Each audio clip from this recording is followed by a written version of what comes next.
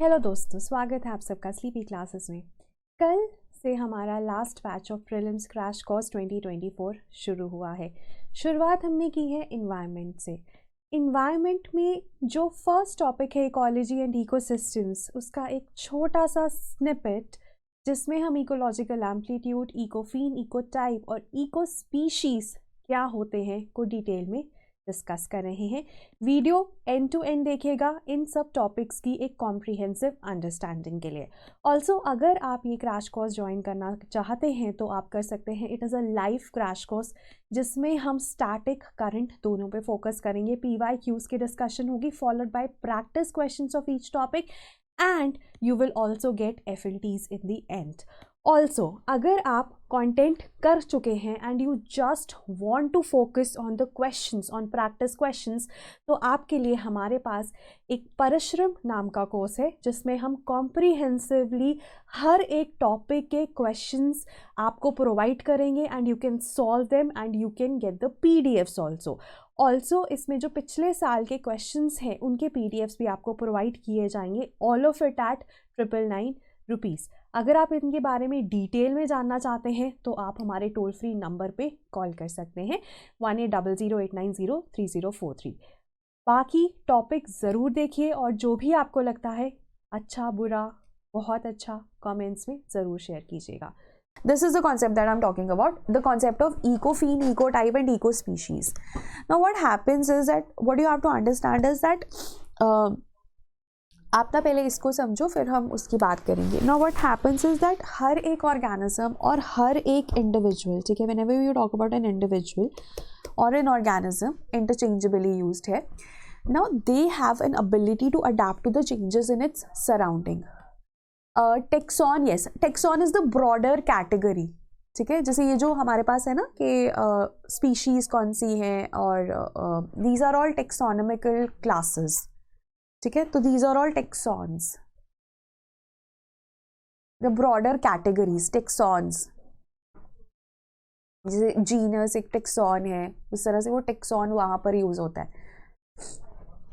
अच्छा, तो कोई भी इंडिविजुअल या ऑर्गेनिज्म है ना, now what happens is that कोई भी आपके जिस भी वो इकोसिस्टम में एग्जिस्ट करता है, अब हो सकता है कि वहाँ पे ना कुछ चेंजेस आए, राइट। हो सकता है ना कि आप जिस भी इकोसिस्टम में एग्जिस्ट करते हो वहाँ पे कुछ चेंजेस आए।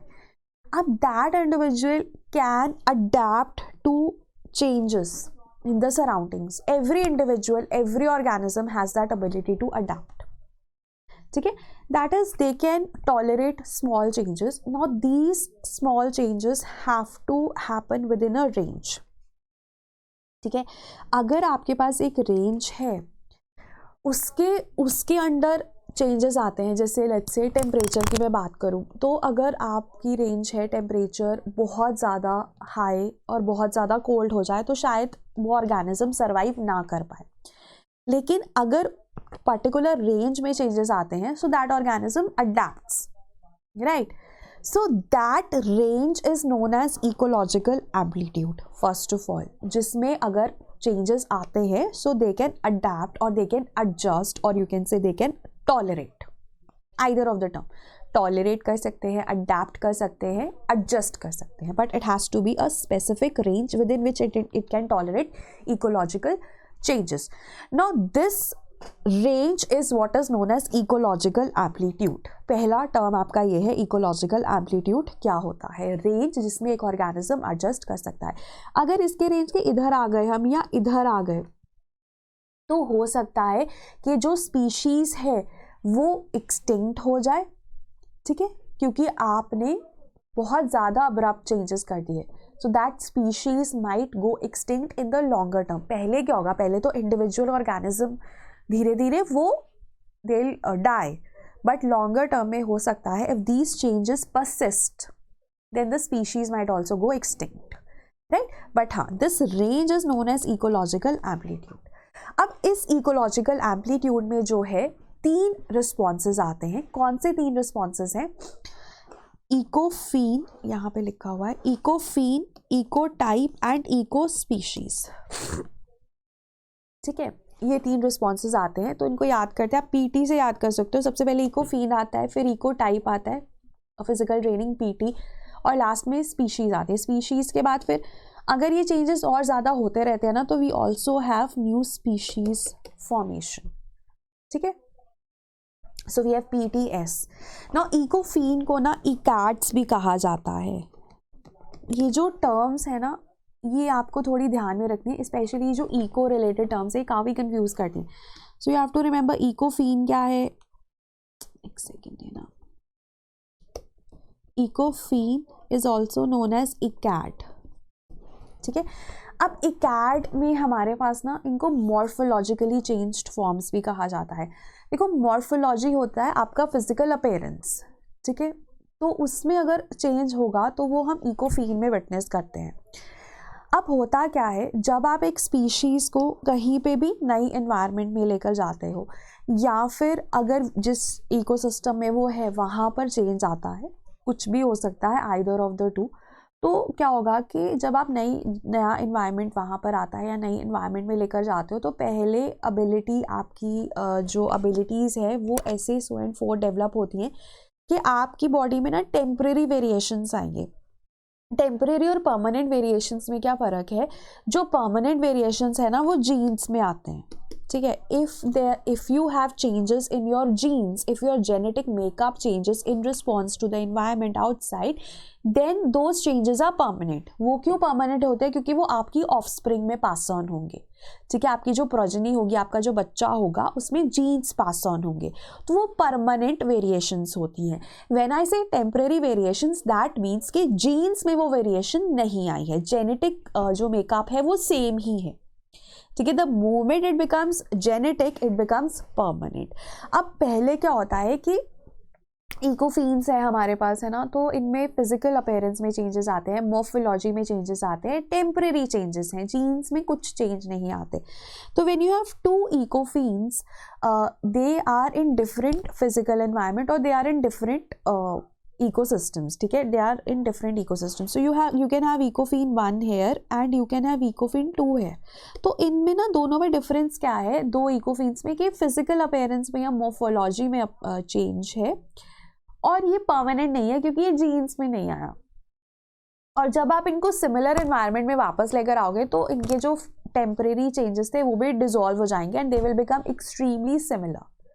Now one thing that you have to realize in all of this process is that they belong to the same species, ठीक है, दोनों सेम स्पीशीज को बिलोंग करते हैं, ठीक है। तो उसको कभी नहीं भूलना है कि दोनों सेम स्पीशीज को बिलोंग करते हैं।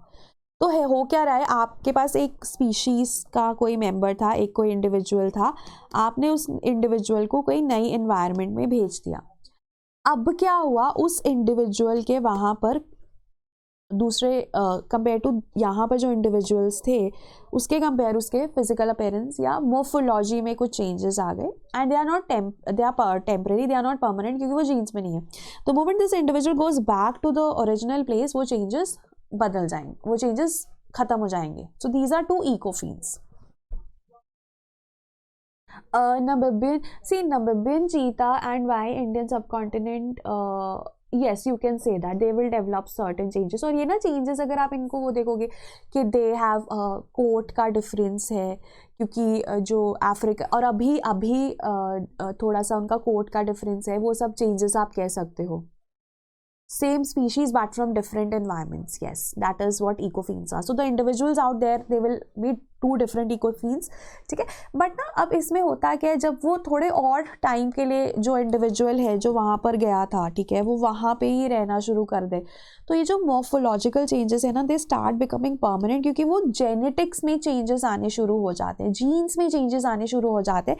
तो उस वजह से ना आपके पास होता क्या है कि दो इको टाइप्स बन गए। अब पहले क्या था, ये इंडिविजुअल और ये इंडिविजुअल इकोफीन थे, देवर टू इकोफीन्स, ठीक है। The moment you have slight changes in the genetics, these two ecophenes have now become two ecotypes because the changes they have become permanent. See, African cheetah and Asiatic cheetah cannot be an example. African cheetah in Asia can be an example. Reason being कि African cheetah and Asiatic cheetah are two different subspecies of cheetahs which digress 30 to 60,000 years back. ठीक है।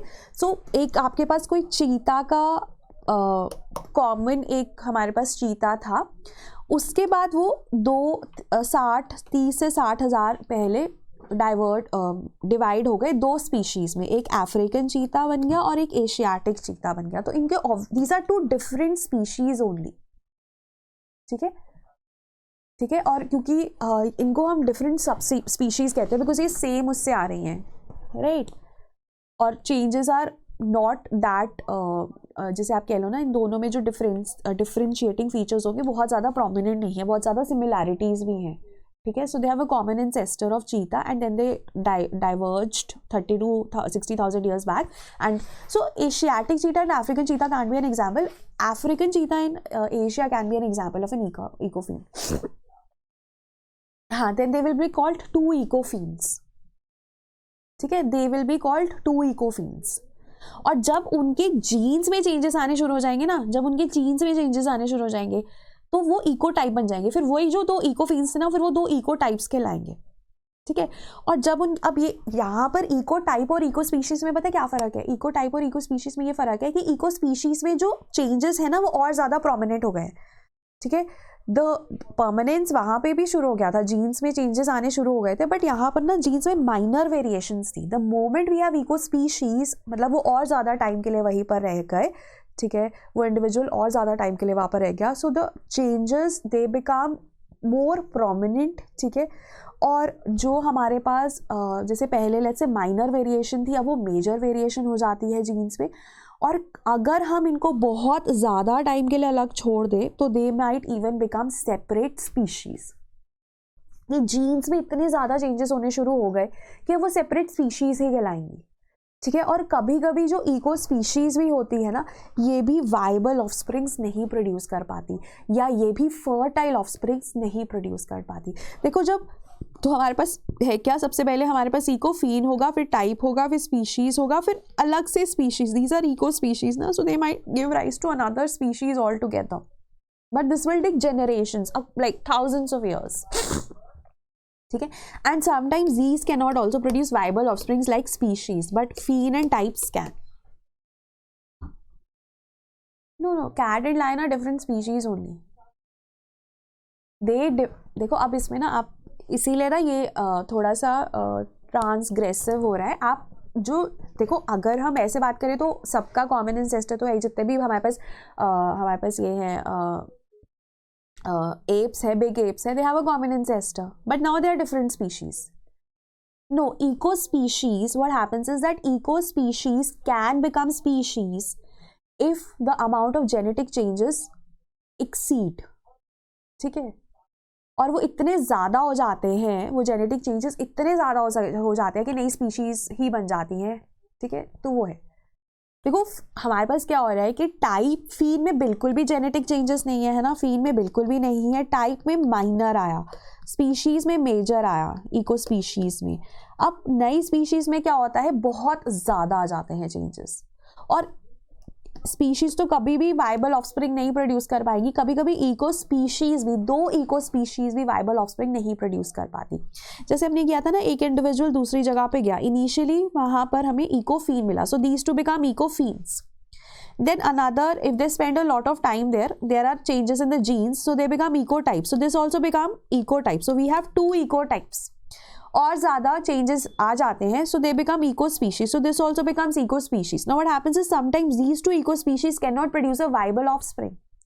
और अगर ये eco species वहाँ पर रहेगी और इसमें genes में changes आते रहेंगे, it might become a new species. ठीक है, it might become a separate species, and that process is known as speciation. It is one of the ways. Yes, ecotypes can. Ecophenes and ecotypes can produce viable offsprings. अगर वो कभी interbreed करे तो वो कर सकते हैं, because बच्चे they are same species ना, they are same species, that is why. वो species थोड़ी different है, वो तो same species है। आप इसको ऐसे इमेजिन करो, आप लेट्स से ट्रॉपिकल रहते थे, आप मैं जैसे अगर मैं इमेजिन करूँ, बट ह्यूमंस में ना एग्जाम्पल फीजिबल नहीं होता है, because we can still interbreed, but आपको because it will take a lot of time for us to become, आप इसको ऐसे इमेजिन करो कि कोई भी, जैसे यहाँ पर ना हमारे पास एक प्लांट की स्पीशीज़ है, दिस यूफोर्बिया हिरता, एक ड्राई कंडीशंस में ग्रो करती है, एक मॉइस्ट कंडीशंस में ग्रो करती है, these are ecotypes. Now what happens is that if they stay and these changes even become more permanent, as in genetics में और ज़्यादा changes आएंगे, तो they might become two eco species. ठीक है, और हो सकता है ये ब्रीड ना कर पाए, इंटरब्रीड ना कर, मतलब इंटरब्रीड तो कर लेंगे, वाइबल ऑफस्प्रिंग ना प्रोड्यूस कर पाए, और ज़्यादा टाइम के लिए रहेंगे तो इतने ज़्यादा जीन्स में चेंजेस आ जाएंगे कि ये स्पीशीज ही बन जाए। ठीक है, तो अब जो हमारे पास फीन है, टाइप है और इको है, ये इको वाला ही है, तो ये और ये है तो सेम स्पीशीज ना, तो यहाँ पर दे कैन इंटरब्रीड, स्पीशीज ये भी इंटरब्रीड कर सकते हैं। ठीक है, they can also interbreed, but there might be chances that they may not produce a fertile offspring. Chances हैं, स्पीशीज के केस में तो श्योर ही है ना, इसके बाद इको स्पीशीज के बाद ये बनेंगे तो स्पीशीज ही, उस केस में तो श्योर ही है कि फर्टाइल ऑफस्प्रिंग नहीं आएगा, वाइबल ऑफस्प्रिंग नहीं आएगा। यहाँ पर चांसेस है कि अगर जीन्स में बहुत ज़्यादा चेंजेस आ गए तो ना आए। ठीक है, एक मिनट में आपके क्वेश्चंस पढ़ लूँ पहले। No, we are not having two eco species, we are having two subspecies, Sukhmani. They are different species, they are different subspecies. ठीक है, yes, no, Ritik, they are all same species. Ecofin दो individual same species के ही होते हैं, eco types भी दो, ये तीनों सेम स्पीशीज में ही हम बात कर रहे हैं। जब इनमें बहुत ज़्यादा जेनेटिक चेंजेस आ जाते हैं तो ये नई स्पीशीज बन जाती हैं। ठीक है Hrithik, I hope this is clear. उसके बाद ना सुखमनी का एक बहुत ही वाइबल क्वेश्चन है, तो I want to take the part that they can't produce viable offsprings. Now one thing that I want to tell all of you is that the definition of the species that we just did, that they can interbreed and they can produce a viable offspring, is very redundant. It's rudimentary, but we have to discuss it because हमें समझने के लिए यहाँ से शुरुआत करनी है। जब आप आगे बायोडाइवर्सिटी में पढ़ते हो तब आप पढ़ते हो कि दो स्पीशीज, दो डिफरेंट स्पीशीज भी फर्टाइल ऑफस्प्रिंग प्रोड्यूस कर सकती हैं। ठीक है, but that's for another day, just let's just stop hair. ठीक है Sukhmani, they can, but let's just stop hair. अभी जो हम डिस्कस करें ना, आप इतना लिमिटेड रखो, बिकॉज अगर हम वहाँ पे चले गए ना तो फिर ये वाले कॉन्सेप्ट्स क्लियर नहीं होंगे। तो ये हम बायोडाइवर्सिटी में पढ़ते हैं।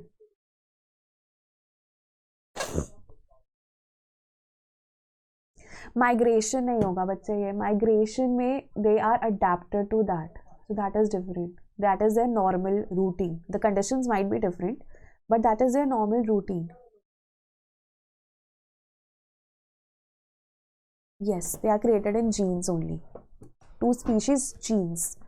अगर हम और अपने मंकीज़ की बात करें तो हमारे भी 99 समथिंग 98% ऑफ जीन्स सिमिलर है, वो कुछ ही डिफरेंट है जो हमें ह्यूमन बनाता है और उन्हें मंकी बताता है। ठीक है,